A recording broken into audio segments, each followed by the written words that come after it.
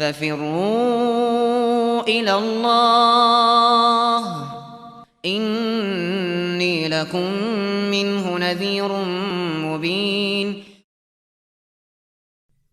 Kemudian pembahasan yang kedua, ada mu'tiqadil ismati fi sahabat. Tidak meyakini kemaksuman para sahabat Rasulullah Shallallahu Alaihi Wasallam. Baik. Yang dikatakan di sini oleh Syekhul Islam, wa yaquluna inna hadhil athar al-marwiyah fi masawihim, dan mereka ahli sunnah mengatakan bahwa athar-athar yang diriwayatkan tentang kejelekan para sahabat, hal-hal yang buruk di tengah mereka itu, minha ma huwa kadhib, di antaranya ada yang dusta. Itu kalau sudah masuk dalam uraian riwayat, ungkapan riwayat, ya, maka di antara athar itu kedustaan. Dusta jelas terhadap para sahabat. Nah, mungkin ada sahabat seperti itu. Jelas ya. Seperti kedustaan lisan banyak orang di mimbar-mimbar berdusta atas nama para sahabat. Menyebutkan kisah Tha'labah misalnya radhiyallahu anhu. Itu kan dusta atas Tha'labah. Tidak ada sosok Tha'labah seperti yang banyak diceritakan itu. Sering diungkap di mimbar. Bahkan Tha'labah itu seorang sahabat hadir di perang Badr. Jadi bayangkan dia hadir di perang Badr. Kok bisa ada yang menyingkap kisah Tha'labah dan katanya itu adalah sebab turunnya ayat yang menjelaskan tentang kemunafikannya. Fa'aqabahum nifaqan. Akhirnya ada kemunafikan sampai hari kiamat. Itu kedustaan terhadap para sahabat Rasulullah Sallallahu Alaihi Wasallam. Dan seperti itu banyak. Makanya tukang-tukang kisah itu paling banyak jatuh di dalam masalah ini. Ya. Sebab kerjaannya cuma mengambil riwayat, mau bercerita sana sini, tidak tahu dari mana, dia tidak periksa riwayatnya dari mana. Nah itu kalau ahli sunnah itu, apalagi terkait dengan sahabat Rasulullah, itu sangat teliti. Terkait dengan sahabat Rasulullah ada bentuk menceritakan kejelekan mereka, hal yang tidak baik, maka itu sangat teliti. Nah, di antaranya ada yang dusta. Wa minha ma qad zida fihi wa nukis. Bentuk yang kedua dikatakan ada yang telah ditambah dan dikurangi. Ya, kadang kisahnya benar tapi sudah ada tambahannya. Sudah dikurangi. Itu menjadi masalah, ditambah dan dikurangi. Iya. Kemudian kata beliau, wa ghayyira an wajhi, ditambah dan dikurangi serta diubah dari yang sebenarnya. Diubah dari yang sebenarnya. Ya mungkin asal kisahnya tidak ada masalah, tapi karena sudah ditambah atau ada yang dikurangi, jadi kesannya itu kurang enak begitu. Kurang bagus didengarkan. Iya. Kemudian kata beliau jelaskan udur para sahabat di sini, wa ammatus sahihi minhu hum fihi ma'dzuruna. Ya, sementara itu kebanyakan yang sahih dari athar tersebut mereka diberi udur pada hal itu. Ada udur para sahabat dalam hal tersebut. Ya. Ada udur mereka. Imma mujtahiduna musibun wa imma mujtahiduna mukhtiun. Ada yang berijtihad dan tepat, ada juga yang berijtihad tapi keliru. Tapi kalau sudah berijtihad, Nabi sallallahu alaihi wasallam bersabda, "Idza jatahadal hakimu fa asaba falahu ajran. Wa idza ijtahada fa akhta falahu ajrun wahid." Apabila seorang hakim berijtihad, kalau dia benar dapat 2 pahala. Kalau dia berijtihad lalu dia keliru, maka dia dapat satu pahala. Dapat satu pahala. Sebab dia tidak punya hawa nafsu di situ. Dia itu mengerahkan segala kemampuannya ingin mengikuti kebenaran. Tapi ada yang benar, ada yang keliru. Makanya selalu dapat pahala. Selalu dapat pahala. Kalau kita masuk di dalam membicarakan kejelekan para sahabat, itu sudah jalan salah. Kita masuk di situ, tidak ada kata berijtihad. Yang ada cuman kata berdosa. Masuk ke dalam hal yang apa? Hal yang dilarang. Masuk ke dalam hal yang dilarang. Baik.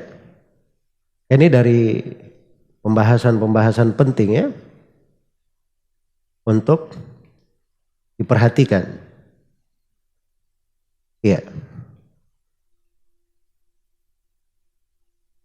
Kata Abu Zur'a Ar-Razi radhiyallahu rahimahullah, "Idza ra'aita ar-rajula yantaqisu ahadan min ashabi Rasulillah fa'lam annahu zindiq."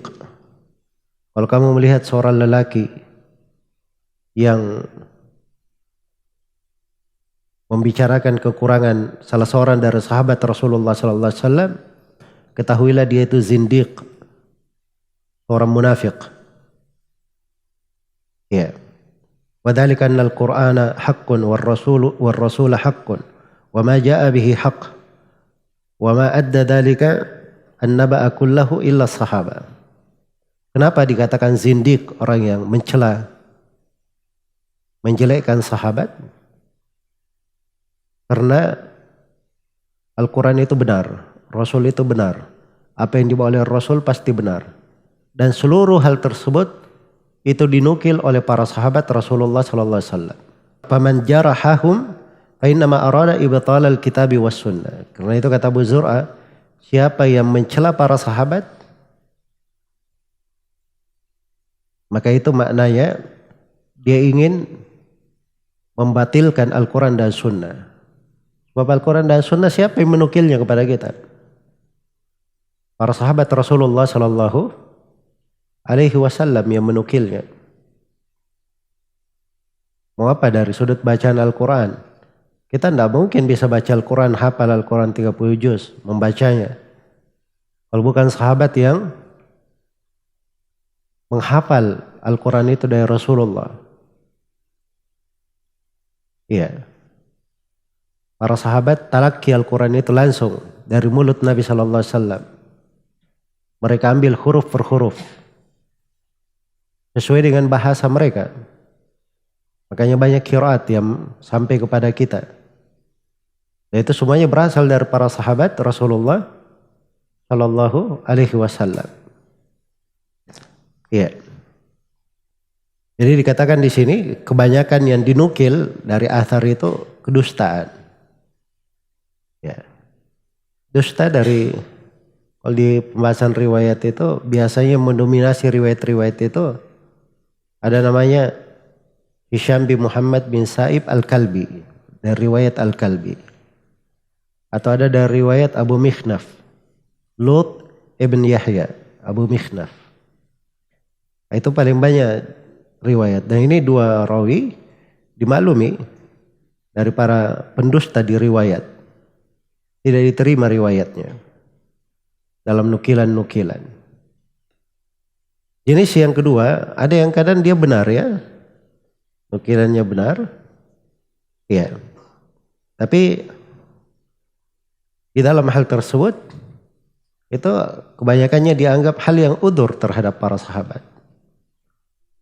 Kadang lumrah tengah manusia, kadang udzur untuk mereka, ya.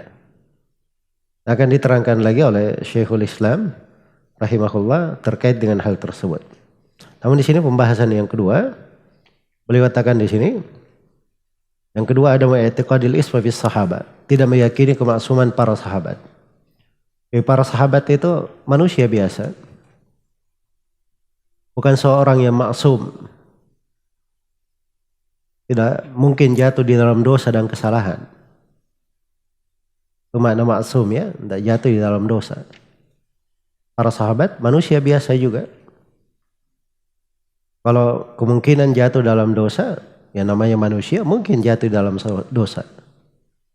Karena itu ahli sunnah juga meyakini, kata Syekhul Islam di sini, wahum ma'adzalika la ya'taqiduna anna kulla wahidin minas sahabati ma'sumun an kaba'iril ithmi wa saghairihi. Ya, bersama dengan itu ahli sunnah tidak meyakini bahwa setiap sahabat adalah maksum.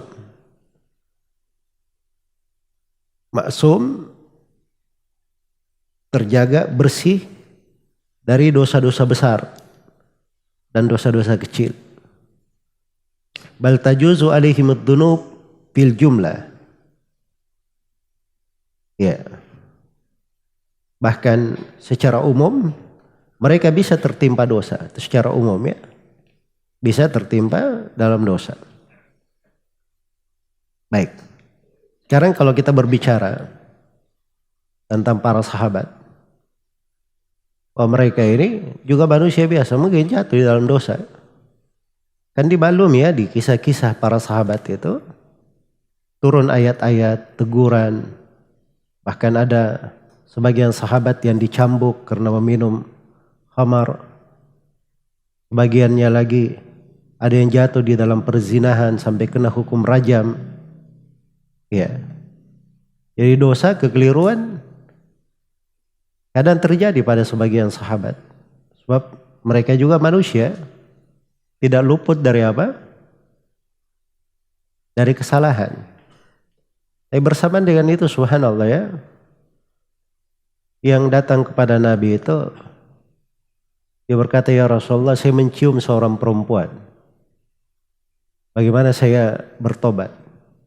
Maka turunlah firman Allah subhanahu wa ta'ala, aqimis salata tarafain nahari wa zulafan minal lail, innal hasanati yudhibnas sayyiat.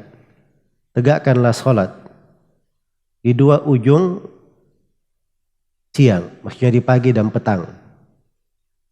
Dan sesuatu dari malam hari.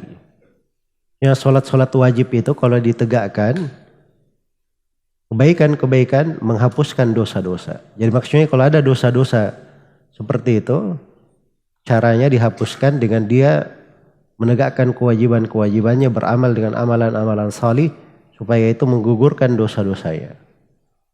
Nah, begitu. Begitu ayat ini turun, maka sahabat ini bertanya, ya Rasulullah, ini ayat untuk saya saja atau untuk seluruh umat Islam? Kata beliau, tidak, ini untuk seluruh umat Islam. Jadi gara-gara kesalahan satu orang ini, turun satu ayat Al-Quran menjadi rahmat untuk seluruh umat Islam. Mana ada manusia yang seperti itu, subhanallah. Dari keberkahannya, jatuh dalam dosa saja, tapi mereka juga menjadi sebab kebaikan untuk yang lainnya. Yang kena rajam itu sudah dirajam, sebagian darahnya menimpa sebagian sahabat. Terus dia berkata, akhzah Allah, semoga Allah menghinakannya. Maka Nabi menghardiknya, jangan kamu bilang begitu. Orang ini sudah bertobat dengan sebuah tobat. Kalau tobatnya dibagi kepada seluruh penduduk Madinah, cukup tobatnya untuk kalian semua. Ini yang jatuh di dalam dosa saya. Ketika dia tobat, seperti itu keadaannya. Para sahabat Rasulullah Shallallahu Alaihi Wasallam. Apalagi dikatakan di sini oleh beliau, iya, walahum minas sawabiq. Ini pembahasan yang ketiga ya. Halus sahaba indal wuku'i fid dunubi wal akhta. Keadaan para sahabat saat terjatuh ke dalam dosa dan kesalahan. Kata beliau, walahum minas sawabiqi wal fadaili ma yujibu maghfirata ma sadara minhum in sadar. Hatta innahum yughfaru lahum minas sayyiati ma la yughfaru liman ba'dahum. Lianna lahum minal hasanati allati tamhus sayyiat ma laysa liman ba'dahum. Iya. Kata beliau rahimahullah,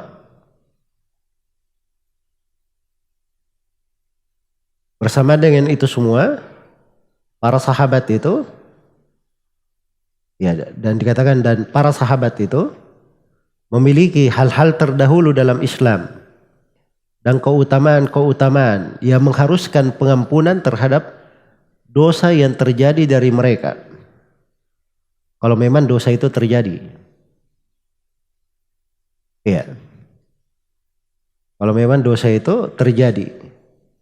Jadi dari hal yang dipertimbangkannya terkait dengan para sahabat Rasulullah Sallallahu Alaihi Wasallam. Iya.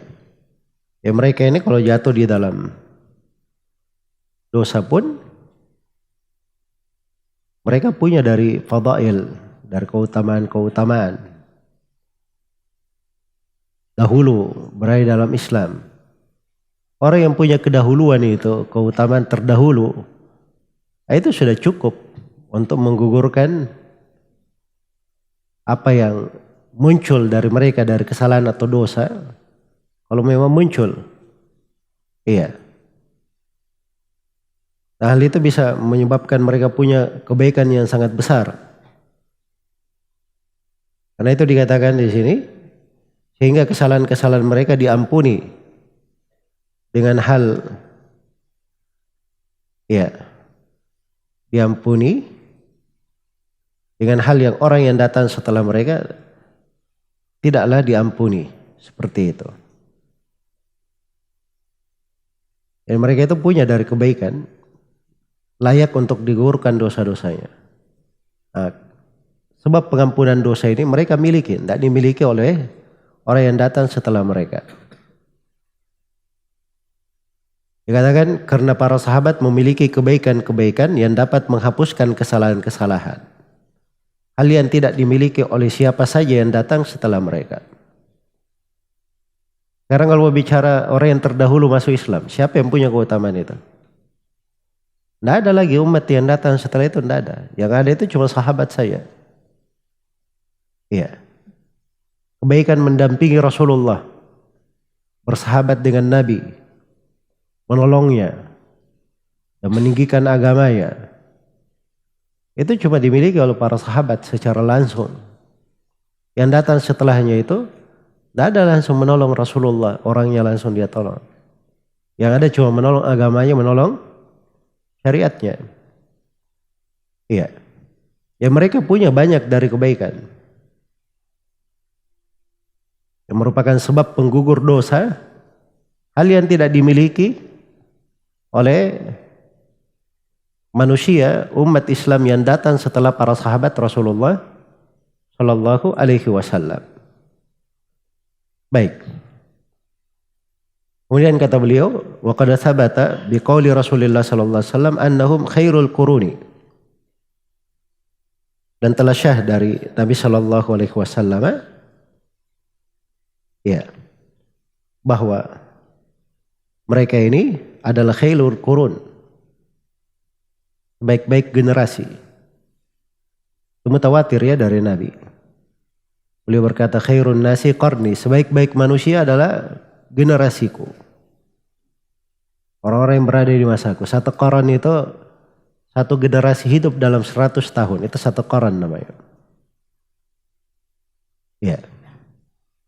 Dan memang para sahabat Nabi Shallallahu Alaihi Wasallam itu yang paling terakhir meninggal itu sahabat yang bernama Abu Tufail, Amir bin Wathilah.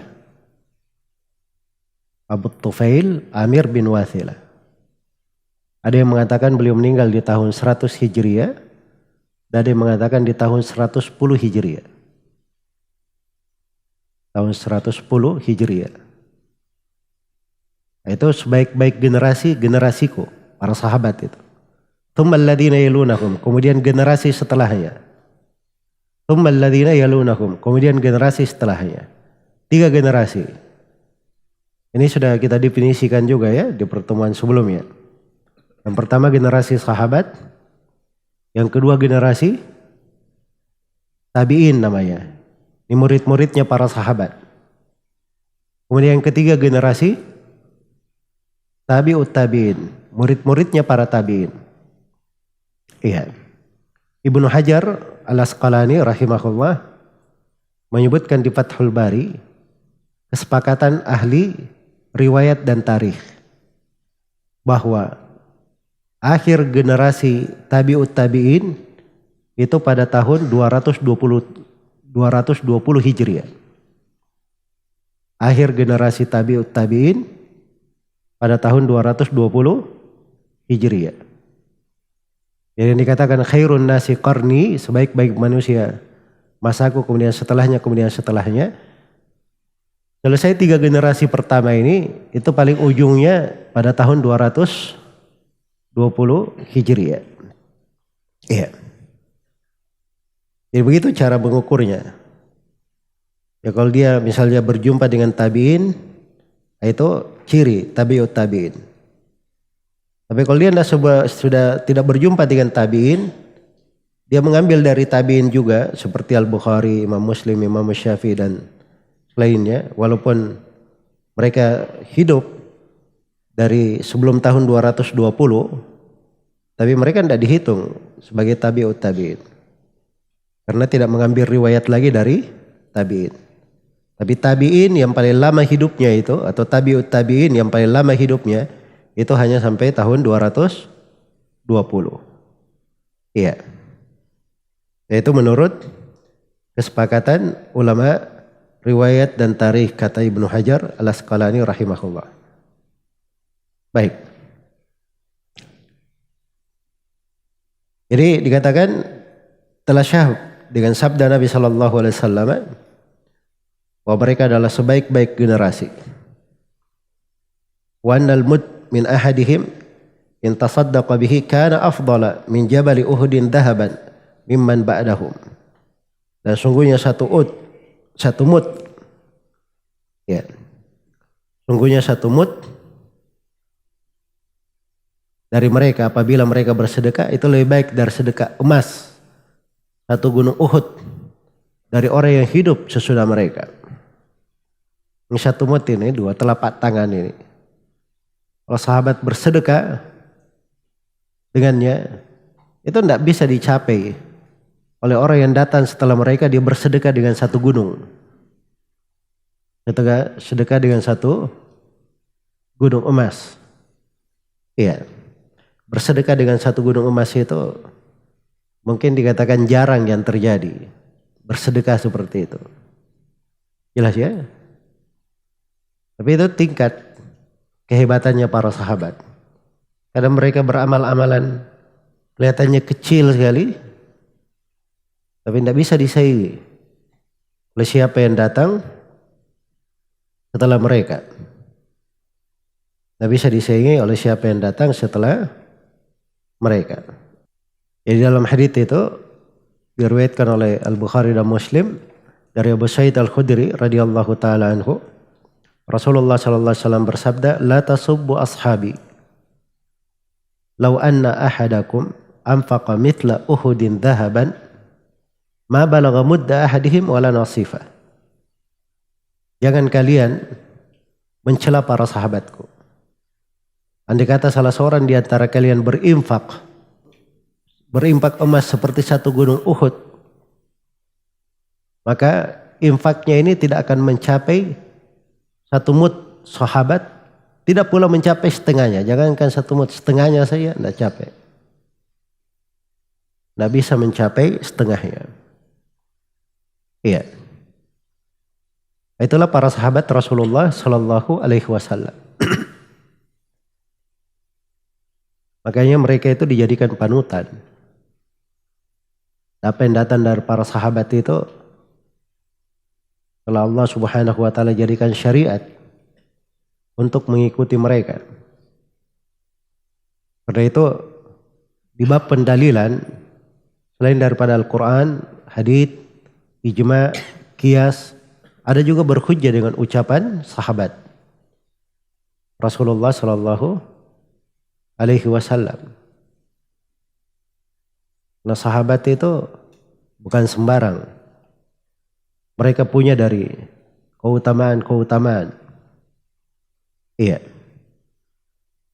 Mereka punya dari kesalihan, kebaikan yang menyebabkan mereka layak menjadi panutan. Dan umat ini kalau ingin mencapai kejayaan, maka contohlah kejayaan yang terjadi dari para sahabat Rasulullah sallallahu alaihi wasallam. Ya. Mau bicara masalah apa saja di kehidupan para sahabat yang paling lengkap. Mau bicara tentang ibadah, mereka yang paling baik ibadahnya. Mau bicara tentang ikhlas, tidak ada yang kalahkan keikhlasan mereka. Mau bicara tentang kecintaan, tidak ada yang lebih hebat cintanya melebihi para sahabat Rasulullah Sallallahu Alaihi Wasallam. Mau bicara tentang keimanan, kesalihan, ketakwaan, apa saja dari sifat-sifat ketinggian dalam agama itu berkumpul dengan sempurna di tengah para sahabat Rasulullah Sallallahu Alaihi Wasallam. Makanya tidak mungkin ada yang bisa menyaingi kedudukan sahabat Rasulullah Sallallahu Alaihi Wasallam. Ada yang mempertanyakan yang mana yang lebih afdal antara hari-hari kehidupan Muawiyah radhiyallahu taala anhu dan Umar bin Abdul Aziz.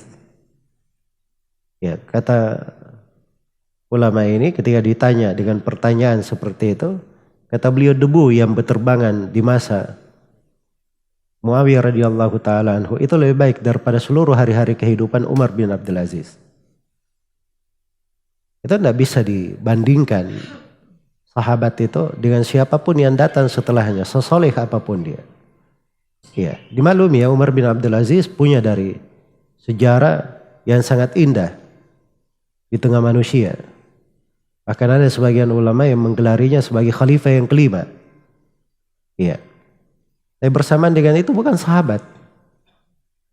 Bukan sahabat.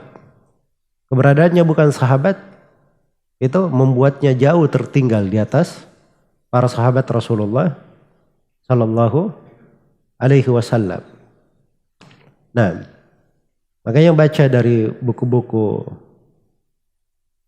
akidah itu menanamkan kecintaan terhadap para sahabat Rasulullah Sallallahu Alaihi Wasallam. Dan itu modal seorang hamba untuk masuk ke dalam sorga.